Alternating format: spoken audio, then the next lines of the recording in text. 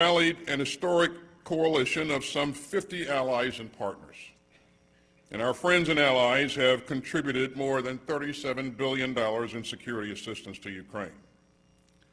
And the capabilities from our coalition are making a crucial difference on the battlefield.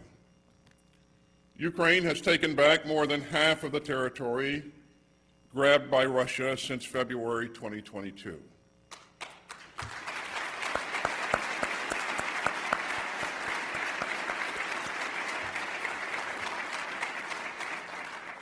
And the Russian military has been badly weakened. You know, Putin tried to demoralize the Ukrainian people. Instead, Putin demoralized the Russian military. So together with our allies and partners, we are determined to help Ukraine consolidate and extend its battlefield gains, and to build a future force that can ward off Russian aggression in the years ahead. Ladies and gentlemen, Dr. King once said that the ultimate measure of a man is not where he stands in moments of comfort and convenience, but where he stands at times of challenge and controversy. We're living in just such a time, and we must all decide on where we stand. So we are determined to help Ukraine fight to defend its territory and its citizens. We are determined to deter Russia from any further aggression, including against our NATO allies. And we are determined to show the world that America will not flinch in our defense of freedom.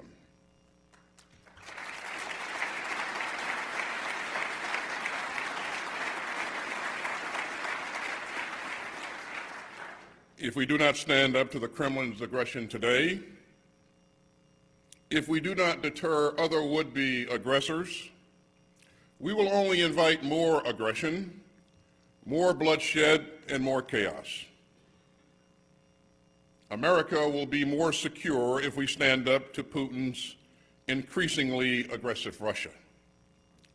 America will be more secure if we stand up for our bedrock values, and America will be more secure if we make it clear to would-be aggressors worldwide that they do not get to decide which countries live or which countries die. Now, despite his crimes and despite his isolation, Putin still believes that he can outlast Ukraine and that he can outlast America. But he is wrong. Mr. President, ladies and gentlemen, America's commitments must be honored. America's security must be defended, and America's word must be kept.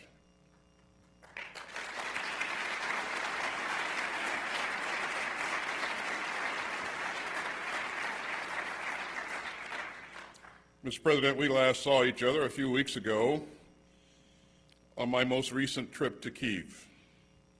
And in your capital city, I saw firsthand the determination of Ukraine's outstanding troops and the resilience of the Ukrainian people. And on this visit to America's capital, I hope that you will meet a similar spirit of fortitude and resolve. So, Mr. President, thank you so much for being here today, and the floor is yours.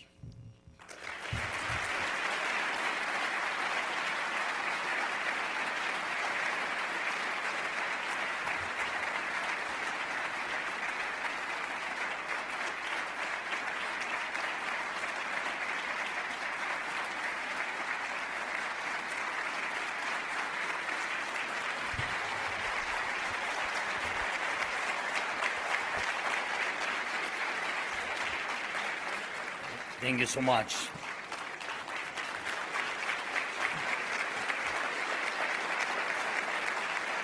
Thank you very much. Thank you very much. Too much for me. No, thank you so much. I'm great honor to be here.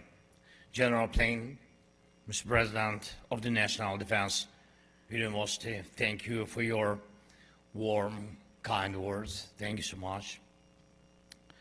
I want to start by saying thanks to Secretary Austin, the huge man, big friend of Ukraine. Thank you very much for your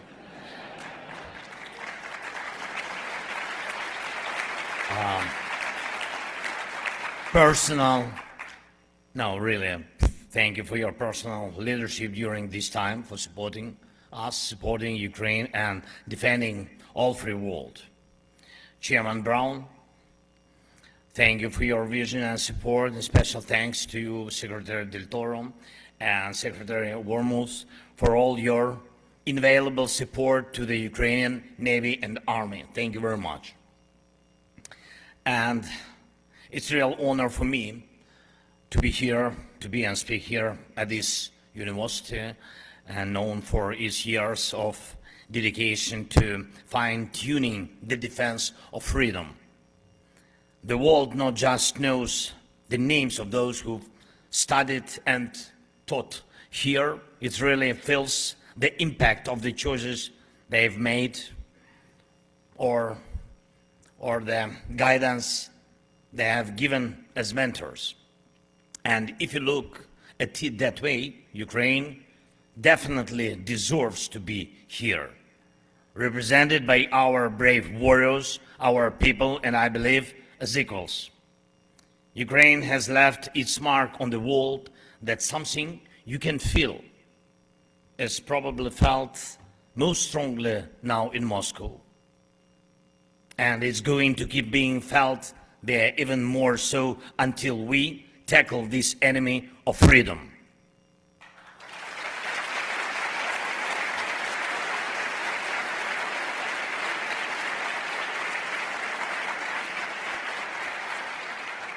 Ladies and gentlemen, in many speeches and lectures given in places like this university or similar ones, people often talk about after the collapse of the Berlin Wall.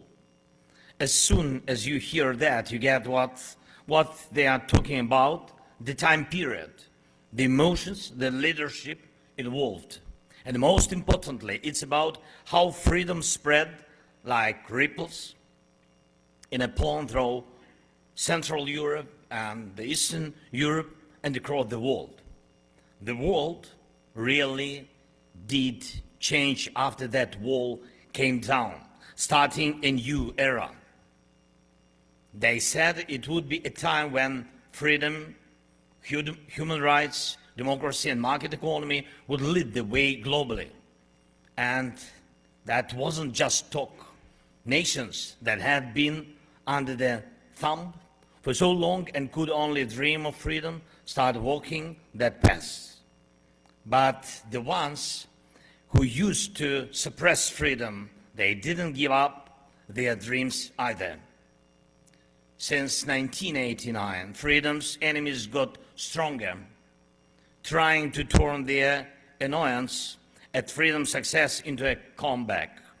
They channeled funds into terrorism, stored up trouble, spread hate, stoked the fires of local conflicts, trying to turn them into full-blown wars, or at least freeze them like incurable tumors, stifling the freedom of nations. They brought back the nuclear scare. Every decade paled on more problems, and not one year in the last 30+ years was safe for freedom.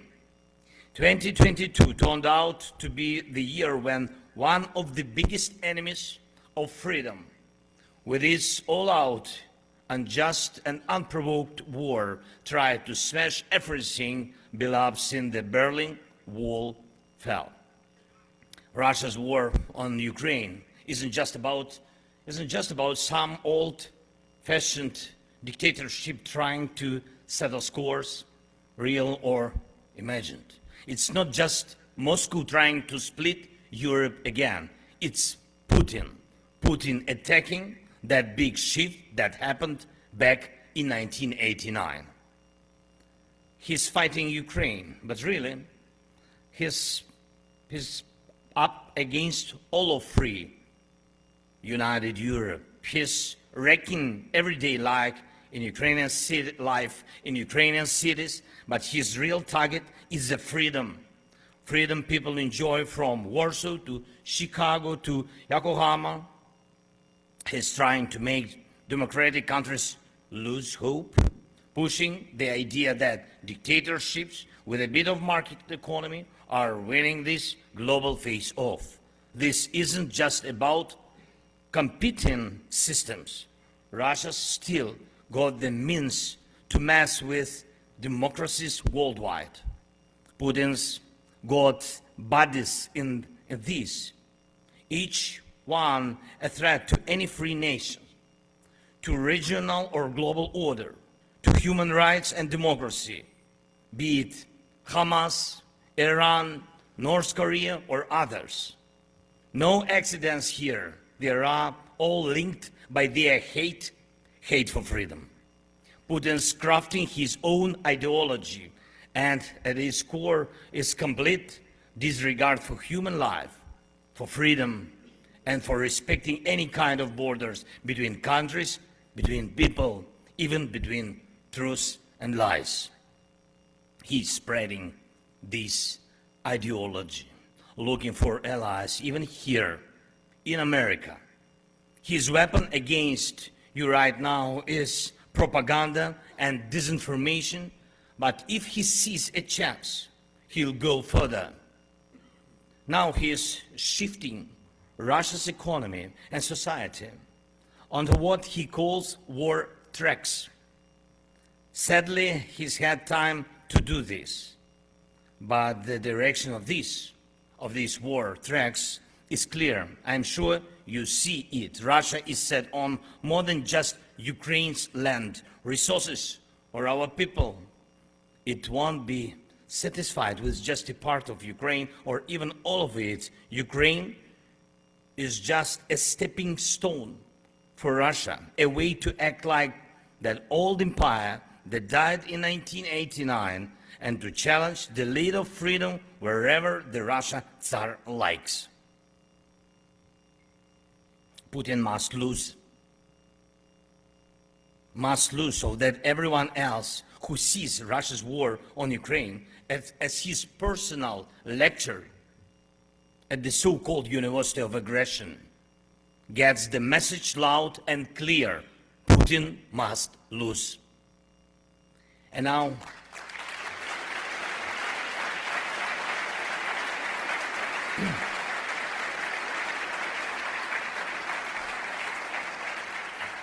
and now I want to share 3 points about Ukraine's impact. The impact I started talking about at the very beginning of my speech.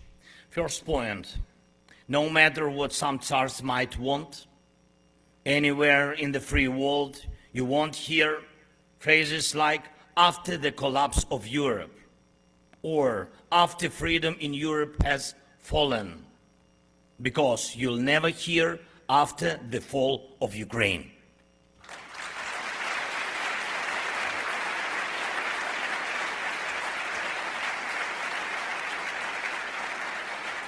And we are going to stop Russia right at the start of its global war against freedom, right where the first front line is, on our land, in our skies, at our sea.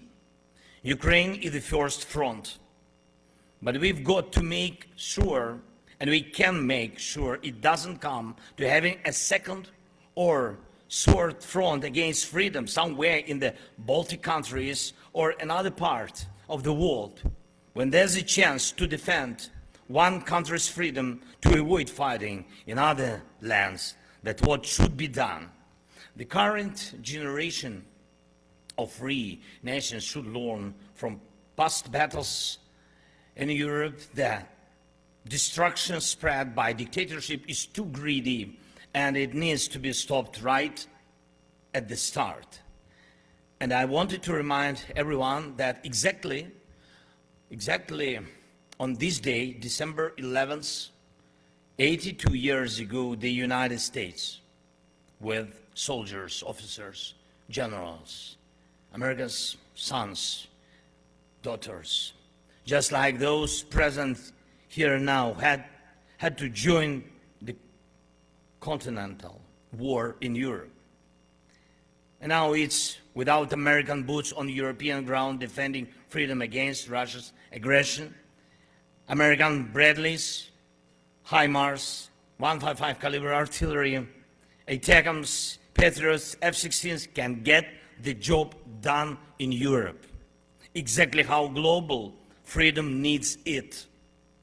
The whole world is watching us, observing what destiny other free nation could face to live freely or to be subjugated. Ukrainians haven't given up and won't give up. We know what to do, and you can count on Ukraine, and we hope just as much to be able to count on you.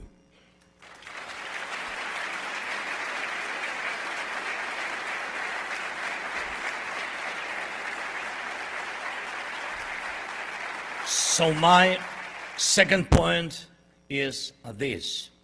There are two key things, confidence and security. They are crucial for internal stability in countries and for international peace. There's no human community where evil hasn't tried to take over at some point. Crime and terrorism are threats to any society.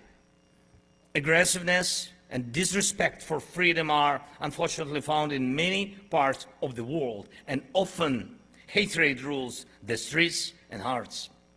And there's no defense against this except for these two things: the confidence of those who believe in freedom and the security guaranteed by the defenders of freedom when they come together, cooperate, and uphold rules that are mandatory for everyone.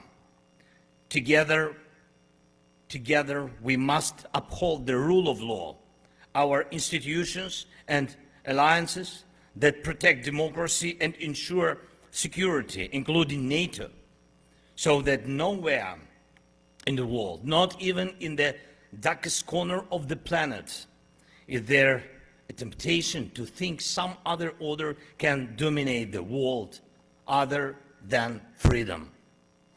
America and all free nations need to be confident in themselves, in their strengths, in their leadership, so that dictatorships doubt themselves and their power to undermine freedom. When the free world hesitates, that's when dictatorships celebrate and their most dangerous ambitions ripen. Every one of you here understands what it means for a soldier to wait for munition, waiting for weeks, months, without knowing if support will come at all.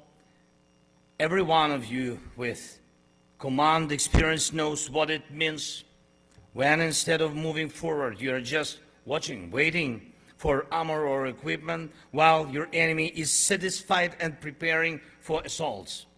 Any of you with a son or daughter in combat zone just wouldn't get it if they were told that protecting lives could wait because there's a little more debating. Let me be frank with you, friends. If there's anyone inspired by unresolved issues on Capitol Hill, it's just Putin and his sick clique. They see the dreams come true when they see the delays or some scandals, and they see freedom to fall when the support of freedom fighters go down. And people like Putin shouldn't even hope to conquer freedom. And we can show our children, grandchildren, what real confidence is, as was shown to us when in Berlin the great words were spoken: tear down this wall. We need no less confidence now than President Reagan had then. And I believe this is our common goals, that the security established after 1989 is fully restored and preserved, that freedom has then proved that when its boundaries expand in one country, freedom for all people expands. And that next year, in 2024, the aggression of the current enemy of the free world begins to collapse just like that wall. And we can make it real. So, moving on to the third point, ladies and gentlemen, our actual achievements are something to talk about. And alongside with our partners, we already accomplished more than anyone expected when Russia started this war. Ukraine is in a battle against a nuclear state and one of the biggest armies. But despite everything, we have already regained 50% of territory that Russia captured at the beginning of this war. God bless our warriors.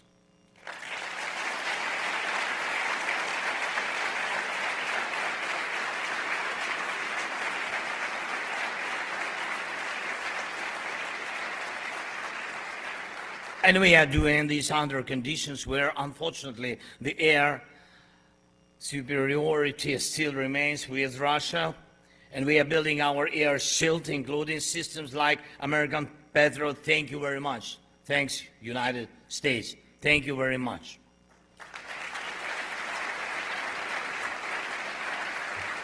And it's really helped and helps, which protects our cities from missile attacks. Ukrainian economy has grown more than 5% this year. And it's not just a miracle. And it's the result of courage of our warriors, our entire nations, and the crucial support from America, from other global democracies, from our partners. And when cities are safe, freedom boosts the economy. And we are working with President Biden, and I'm very thankful to him, so that Ukraine and the US can produce weapons together necessary for protecting freedom. This will make Ukraine a beacon of confidence and security for all of Europe, for our now joint allies and partners. Ukraine won in the Black Sea. Yes.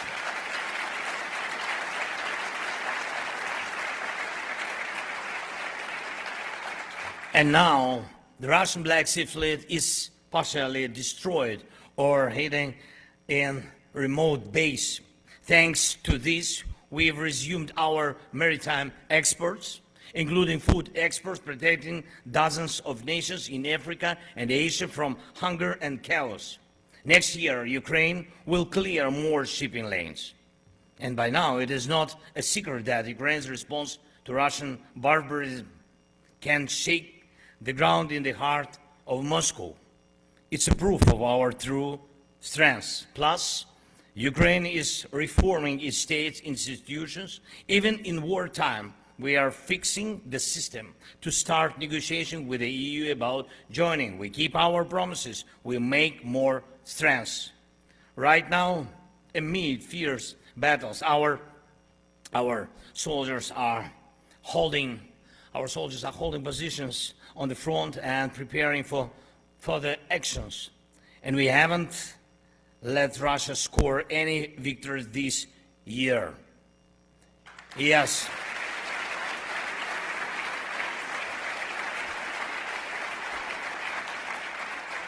Putin tries to create new problems, but our tactic isn't just about waiting what Russia will do, not just about adapting to the problems Putin creates. It's about effectively solving problems. Solving, that's the key to victory. Tomorrow, in meetings with President Biden and Congress, I'll talk about what result we can achieve next year based on our achievements this year.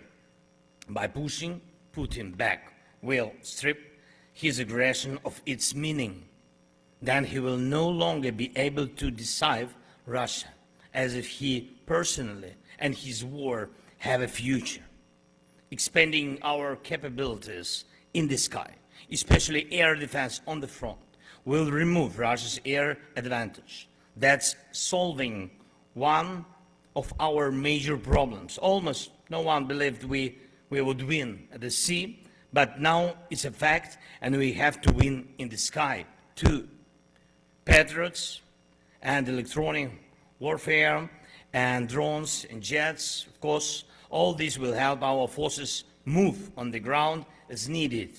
And it's crucial that politics don't even try to betray the soldiers, because just like weapons are needed for their defense, freedom always requires unity. And I'm confident that freedom can be stronger than any of its enemies. And I believe we can be just as effective in defending freedom now as the free world was in 1989. And I'm as confident today as I was on February 24th, when I told world leaders Ukraine will fight, Ukraine will stand. And I'm confident that freedom must always prevail when challenged.